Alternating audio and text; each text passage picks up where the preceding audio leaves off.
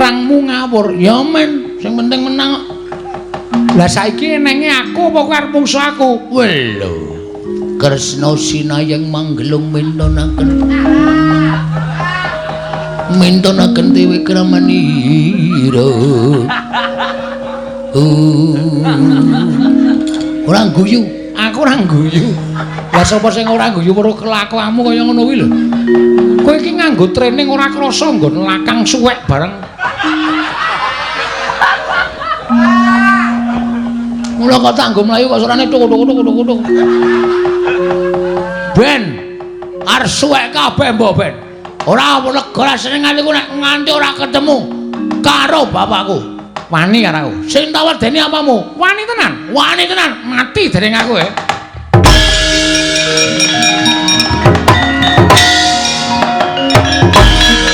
Mesti ngono. Kresna iki nek perang mesti ngono kuwi. Wani karo aku. Wani tenan. Mati dereng aku. Lunga. Cah jirih ora. Asline jirih aku.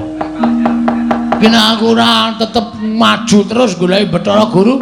Ora entuk keterangan sing gumathok. Sapa sing arep peparangi karepe Bagong?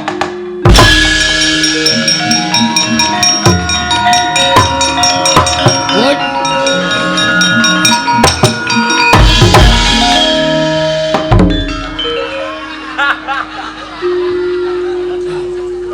Ketemu dukuwe.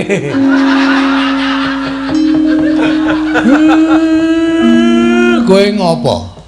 Mel. Aku tak takon kowe, Mel. Ora duwe anakmu to? Anakku Ragil. Bohong. Kamu tukang bohong. Ngapusi kowe. Kowe wong tuwa ning lambene elek kowe. Ngapusi aku duwe anakmu. Petruk gareng kaya duwe anakmu, kaya anak angkat. Aku ya anak angkat. Lah, terus kowe ngopo kok ngamuk nang kayangan? Goleki bapak. Bapakku sing sak tenane. Bapakmu ki asline tukang becak. Ditinggal ning kidul stasiun Tugu. Terus tak temu. Wah, tapok ngiwonengen lho, Men. Wong tuwa ora tatanan kowe. Hah? Pokoke aku kudu goleki bapakku. Lah ora ketemu karo bapakku, Bathara Guru ora wangun dadi nalendraning para dewa. Kowe wani karo aku. Sing tak wedeni apamu? Buenke sumo iki, Pak. Lemu mungsuh lemu iki. Sepatane modar. Sepatane ngrekoso uripmu. Ora satara sepatane aku ket biyen wis ngrekoso uripe. Aku wis ketula-tula. Ayo, tak duduke apa ora? Ora tak duduke tak amuk tenan. Asli aku ora goro. Ora duduke titenono. Aku sing ora nrimake. Gong, kowe iki bocah kok arep wani karo wis ora iya. Pokoke luweh. Mati jeneng kowe. Wen.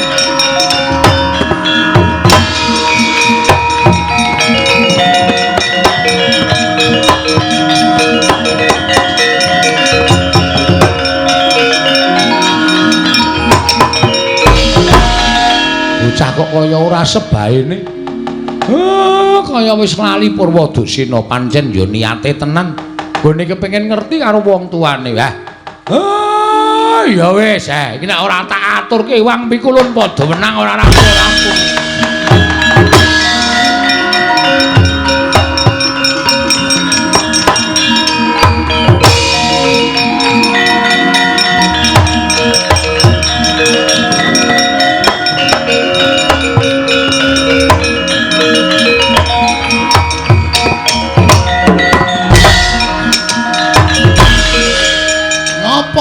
Wedi karo aku kok ngejak cah cilik. Kula iki nyuwunaken pangapunten. Lha ngapa kowe? Engko setengah 6 tangi adus terus nata jadwal sekolah. Kene kok klitian. Bagong. Malah neranyak. Lek apa piye? Posiwa.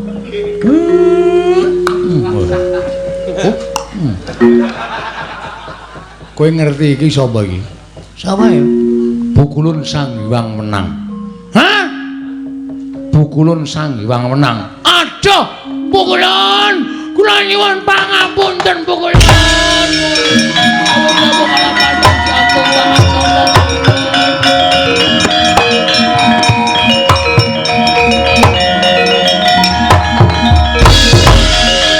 Bukulun, kula nyuwun pangapunten Bukulun.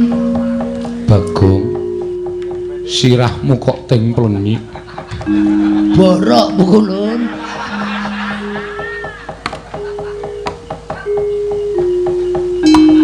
Oh, dilapke cangkem Bukulun. Iya. Apa to kang dadi gegayuhanmu Panakawan? Kula kepengin ngerti wong tua kula Bukulun. Bathara Guru Manikmaya wis sak jarwa kelawan jeneng kita. Nanging kula mboten pitados. Mila kula kepengin sanget astunipun pinanggihan paduka Pukulun. Supados Pukulun paring palidamar dhateng kula Pukulun. Bapak kula jadipun sinten Pukulun? Bapak angkat kita kuwi Semar. Nggih kula percaya. Ngene, ulun critani. Pripun Pukulun? Sawijining dina Ora.